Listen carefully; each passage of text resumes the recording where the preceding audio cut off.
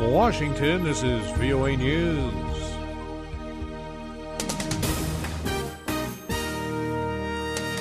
I'm Ray Kouguell reporting. Iran nuclear talks in final hours, still looking for a deal. Negotiators from the six world powers and Iran worked late Monday to try to reach an accord to restrain Tehran's nuclear program, but an agreement remains elusive. U.S. Secretary of State John Kerry says some difficult issues remain, but negotiators realize they are facing a self-imposed Tuesday midnight deadline. The six world powers, Russia, China, Britain, France, Germany, and the United States, are trying to reach a deal with Iran to keep it from developing a nuclear weapon or give the world a year or more's notice if it tries. Iran is seeking to end the economic sanctions the UN and Western powers have imposed on Tehran. A White House spokesman says the talks are going to go down to the wire. If they reach agreement, a final version of the deal would be due by the end of June. Nigeria's Electoral Commission is issuing results from the country's presidential election, giving an early lead to the main opposition challenger Muhammadu Buhari. The commission on Monday announced official vote totals from at least 13 states and the capital Abuja. Mr. Buhari winning 10 states, while President Goodluck Jonathan winning in 3 and the Federal Capital Territory.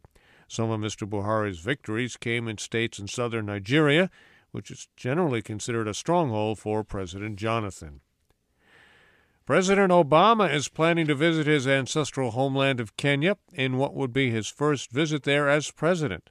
Mr. Obama will go to Kenya at the end of July to attend the Global Entrepreneurship Summit.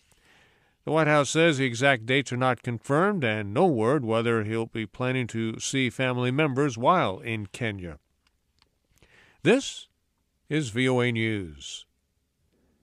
An airstrike near a refugee camp in Yemen Monday killed at least 45 people and wounded another 65, the latest violence in the war-torn Arabian Peninsula country. Humanitarian workers said the bombing had targeted a nearby military installation in the northern district of Harad, but the circumstances involved in the attack were not clear. Stability in Yemen continues to deteriorate as a Saudi-led coalition stages airstrikes against rebels advancing on government-held positions in the south.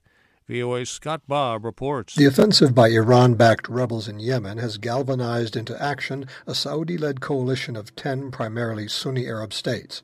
Shiite-led Iran denies it is backing the rebels, whose advances led to the creation of an Arab Rapid Intervention Force. An analyst with Tel Aviv's Institute for National Security Studies, Yoel Guzansky, says Arab states would rather the U.S. or European governments take the lead in countering the conflict in Yemen, but in the absence of a response by the world powers, they feel they must act to protect their interests. Scott Bobb, Jerusalem.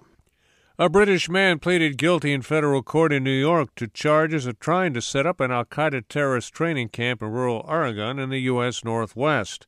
Harun Aswad faces up to 20 years in prison when he is sentenced at a later date. Aswad came to the U.S. from Britain in 2009. He and 2 co-defendants conspired to stockpile weapons and train other Muslims in acts of terrorism at a camp they planned to set up in Oregon. 1 person was killed and 2 others were wounded Monday after federal police opened fire on an unauthorized car trying to access a U.S. military compound near Washington. The National Security Agency says security officials shot at a vehicle carrying 2 men who were dressed as women after the driver accelerated towards a police car guarding the Fort Meade complex. That's where the intelligence agency is headquartered. An occupant of the rogue vehicle died at the scene, another transported to a local hospital, as was a police officer with non-life-threatening injuries. Authorities say they do not believe the incident is related to terrorism. French prosecutors say the Germanwings co-pilot accused of intentionally crashing his plane into the Alps had suicidal tendencies in the past but appeared to be stable. The Germanwings Airbus crashed into the French Alps last Tuesday, killing all 150 people on board. French officials say the plane's flight recorders indicate the co-pilot Andreas Lubitz locked the pilot out of the cockpit before deliberately setting the plane on course to slam into the mountainside. Prosecutors say they have not yet found any motive for his action. Authorities are currently working to build a more sturdy road to facilitate access for forensic experts and family members who want to visit the site. I'm Ray Kouguell in Washington. That's the latest world news from VOA.